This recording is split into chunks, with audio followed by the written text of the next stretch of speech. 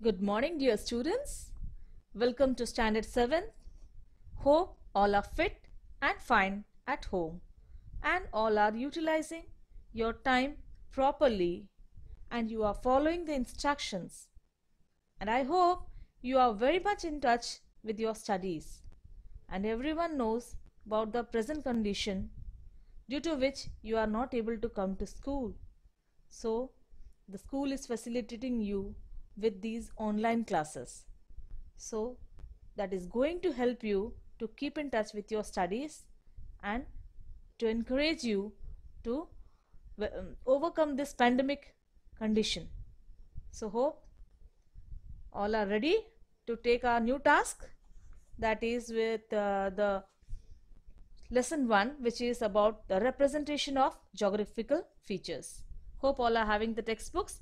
Please go through the textbooks once I teach you. So a map is a geographical representation of Earth on a flat surface. Maps provide us information of our planet, that is, patterns of distribution of population, rainfall, settlements, landforms, etc. Maps also show different sizes and shapes, directions and exact location of countries. And hope all are having the maps at home. Otherwise you might have seen at school. So maps are very common to everybody. So for the purpose of clarity, different symbols, colors and labels are used. Maps are also classified on the purpose of the serve. For instance, a thematic map, which includes the information on a specific theme or topic such as rainfall. Similarly, a topographic map contains detailed information about the local landforms, water bodies, roads, railway tracks, buildings, and other features of a smaller location. Now we'll discuss about the topographical maps and learn how to interpret the topographical sheets by identifying the directions, colors, and conventional symbols. So what is this topographical map? Topography refers to the arrangement of natural and artificial physical features of an area. A topographic map shows how the ground is shaped and provides a way to calculate the height of the features on the map. It shows the heights that can be measured.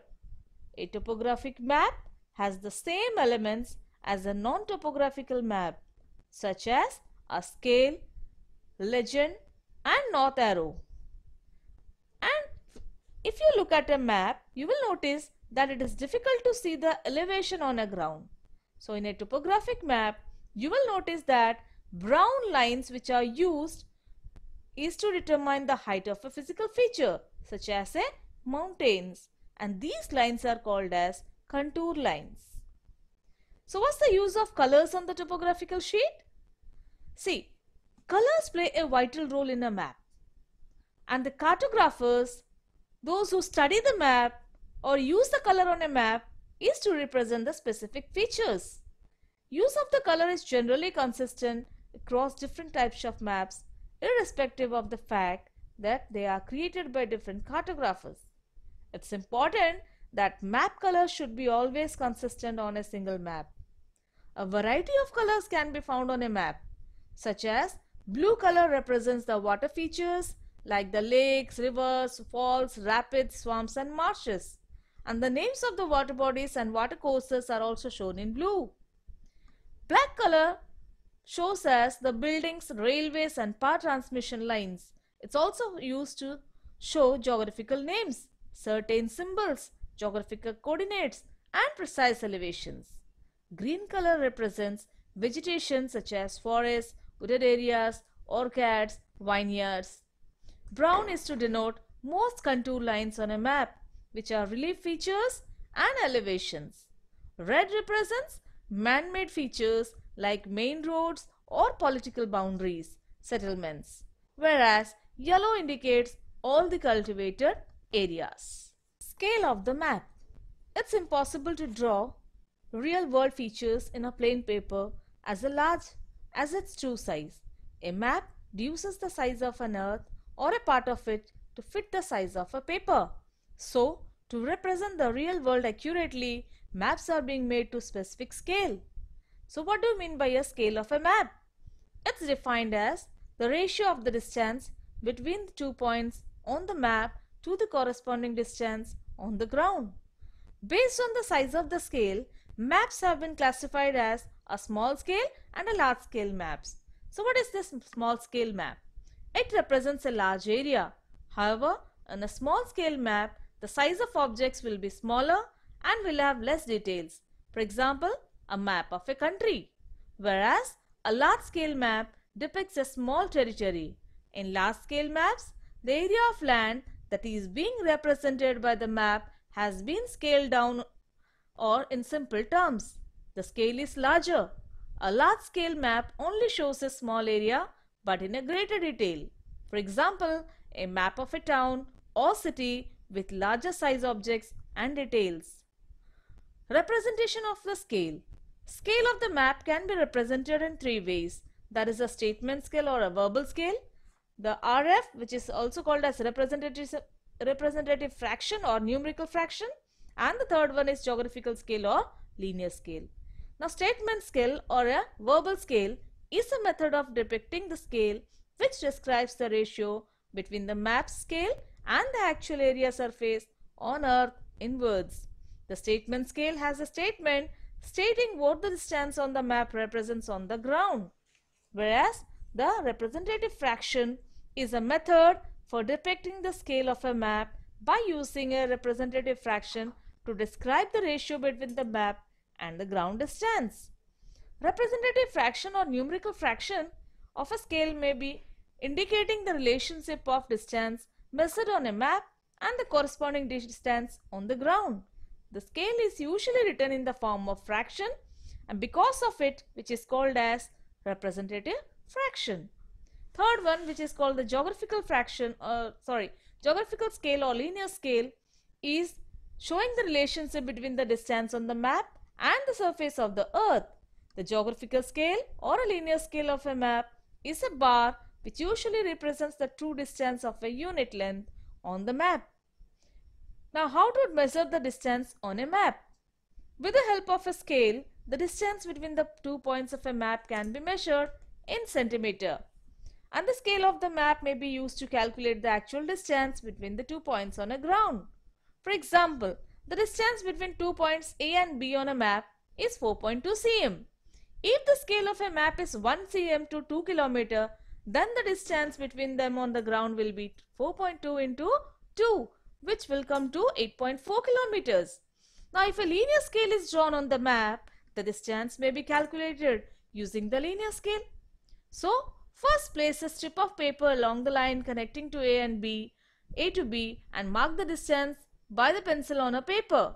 So, transfer the paper to the linear scale drawn on the map and read the actual distance in kilometers using the primary and secondary divisions.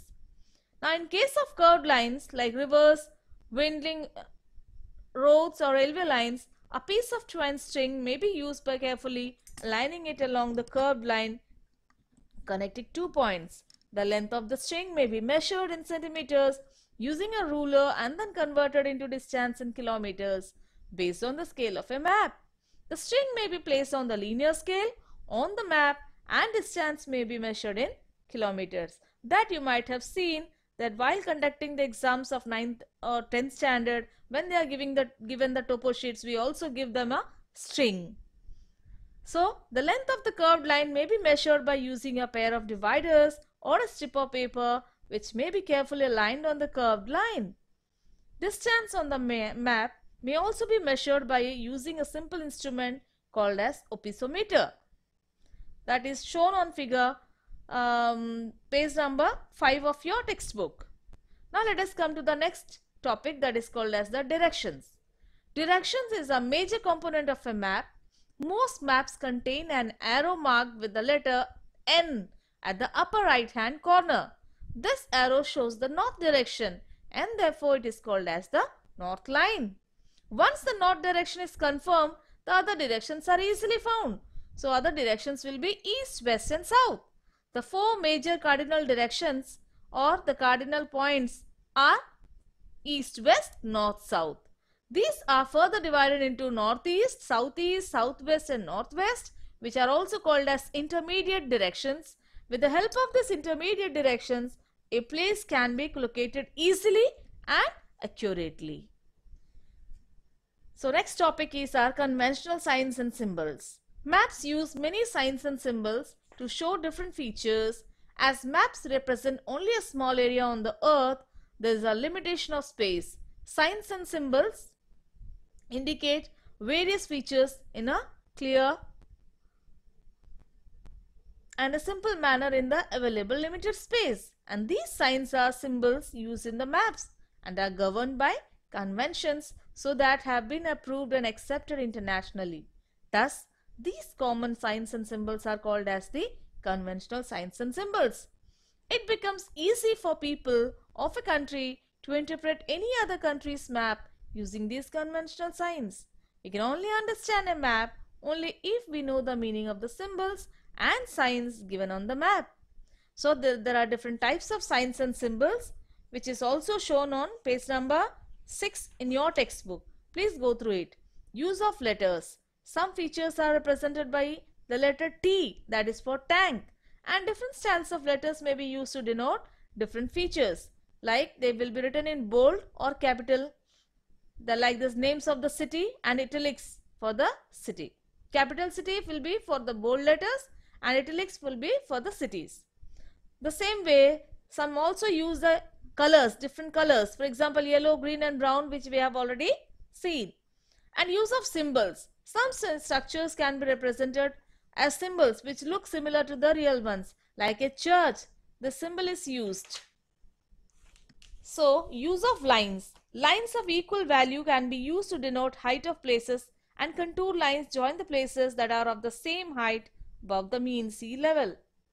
Lines are also used to represent highways, roads, railway lines and national and international boundaries. So many conventional signs and symbols are there in page number 6. Please go through it and mug it up so that you can identify easily if you see a map. Now there are keys and legends. Keys and legends are essential features of a map. They help us to understand and interpret the map correctly. They carry explanations or meanings of colors, signs and symbols and that are used in the map. They are mostly placed on the bottom right or left side of a map. If you go through the map thoroughly, then you can mark it. Other signs and symbols can be created for special use of our own understanding. They are used when we make sketches or plans, and the maps given below shows places that a tourist can visit when he comes to his town. Now you'll find that the bus station has been marked with an image of a bus. Similarly, areas where restrooms are available have been demarcated with the restroom symbol that has been described in a box at the bottom of the map. Now for example, in a sample map which is given on page number 7 shows the town and its surrounding areas. Instead of writing the complete name of the place, it has been written as A, B, C and D, so on, and the name of the place is given in the box, which states that the name of the place, the alphabet represents, for example, the alphabet O represents the Civil War Museum. This is how you have to know what the sign and symbols denote. By this, we come to an end of this lesson, that is representation of geographical features. So, hope all have understood, and next class please complete your exercise and I'll also give you the answers. Once you do in your notes, you'll be thorough with the lesson. So hope all will keep themselves fit and fine and will wash your hands time to time, use the hand sanitizers and masks. So for right now, we'll sign it up. Bye and have a nice day.